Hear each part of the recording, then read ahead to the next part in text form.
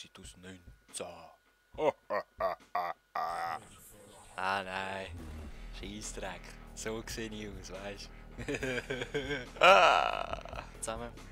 Ich bin Exit aus 19. Ja, so sehe ich aus. Ich habe mir gerade einen Ferienbart wachsen lassen, wie ihr seht. Also, normalerweise bin ich da ein bisschen kahl. Ja, whatever. Warum ich das Video mache? Ja, das war eigentlich schon lange mal so eine Idee gewesen, so ein Infovideo über mich zu machen, nur was wollt ihr wissen? Super Dario hat mich mal gefragt, warum Exit aus 19, das hat nichts mit Minecraft zu tun, also nein. Das ist sicher mal eine Frage, würde ich sagen.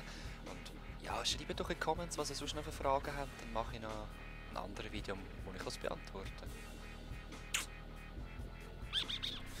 Ja, da chill ich übrigens, ist mein Bett, ich habe da so ein Tischchen mit dem Laptop drauf und dann kann man da so ein bisschen flexen. Oh, weißt du? Ja, du. Ich wünsche euch. Ich hoffe, es kommen ein paar Fragen, die ich beantworten kann. Wenn nicht, gibt es halt kein Video. Voll easy. Peace.